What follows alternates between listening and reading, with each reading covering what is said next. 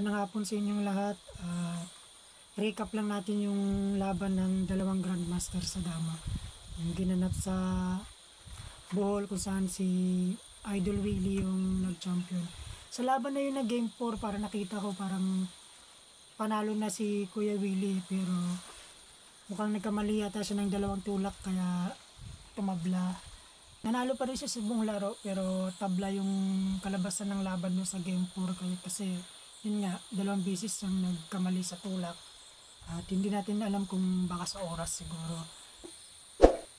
Naunang tumulak si Willie dun 215, 240 naman yung ganti ni Joy, 313, 72. Nag 7-3 naman si Idol Willie. Nagpakain.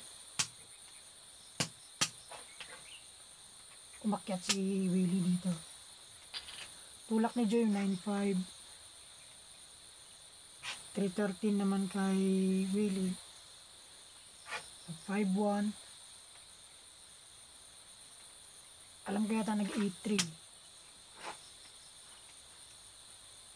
Nung tumira si Joy dito, umakyat si Willie. At nagpakain si Joy para makaluwag yung kanya.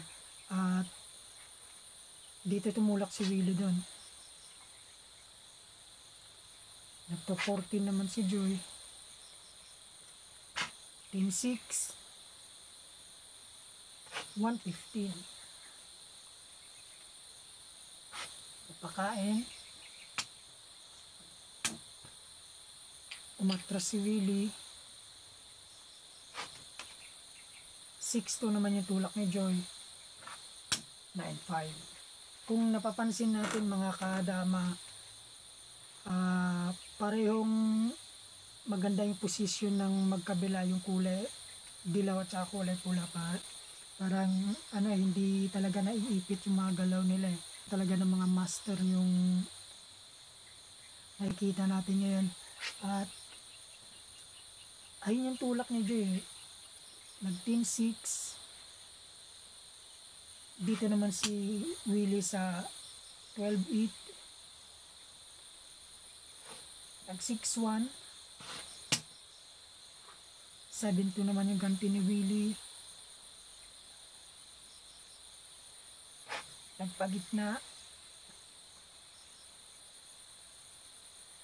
Dito kaagad si Willie para matutukan niya yung dito Kasi kung di magsasara si Joy dyan, madadalawahan. Kaya yung ginawa ni Joy dito,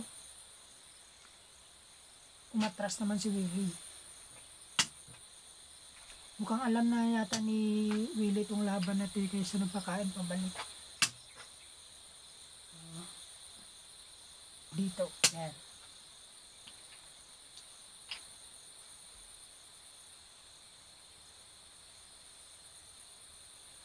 Tulak si Joy dito.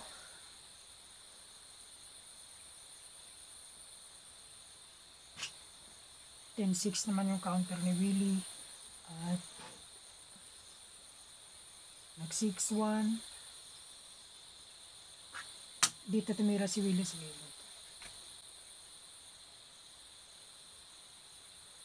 Ang 115. Dito si Willie kumain, bumalik. Yan. So ayun mga kadama, yung position na yan, tagilid na yung kay tagilid na yung kay Joy sa position na yan yung option niya kasi ito tsaka ito na lang yung pinakamaganda tulak niya. So, pero kung napapansin natin dito yung tulak ni Joy, ito yung pinakapamatay ni Willie na tulak dyan Hindi siya nagpakain, tumulak siya dyan sa kabila. Iisa-isahin natin kung bakit tagilid na yung kay Joy dyan. At hindi siya pwede dito. Kasi ang mangyayari, may pakain dito. Pag kumain siya ng dalawa, kakain din si Willie ng dalawa. So hindi pwede. So, ang ginawa ni Joy, dito siya tumulak. Si Willie naman, nagpagitna para hindi na maka-atras. Kasi kung maka-atras pa si Joy dito, baka posibleng mag-iba pa yung laban. Kaya tumutok na si Willie dyan kasi hindi siya pwede umatras eh. Pag kumain siya bumalik, madadalawahan. Kaya ang ginawa niya, umiwas. Dito yung tulak ni Willie.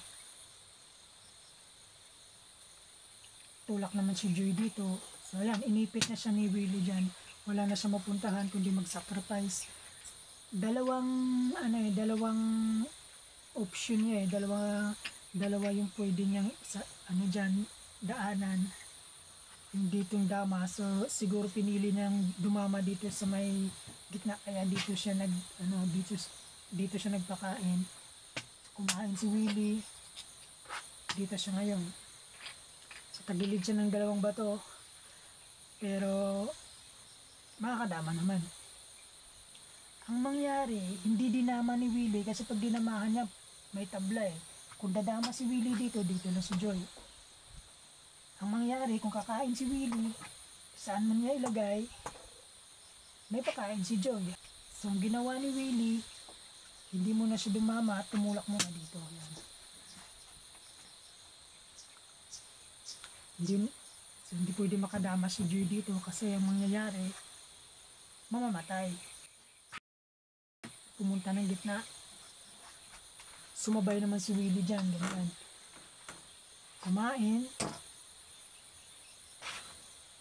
Kumain din si Willie. Dito tumulak si Joy. Yan. Dito naman si Willie.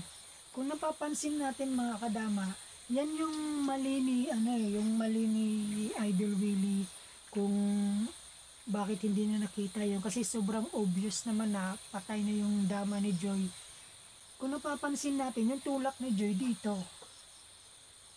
Sa game 4 ng laban nila na tumabla, dyan mismo tumulak si Joy. Hindi natin alam kung bakit iniwas ni Willie. Kasi totoo, pwede na patayin dito Patay na dito yan. Yun yung unang mali ni Willie. Dumito siya ngayon. Hindi natin alam kung bakit. So, hindi pwede makapagpagitna si Joy kasi mamamatay siya dyan. Yung nangyari, dito siya ngayon.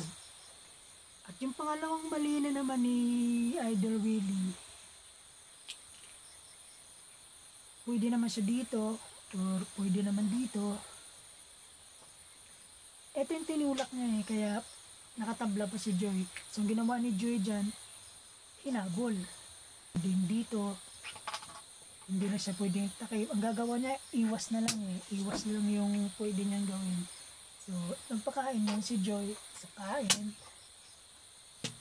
Tumabla. Pero dun talaga sa laban na yon, yung formang dito pa lang,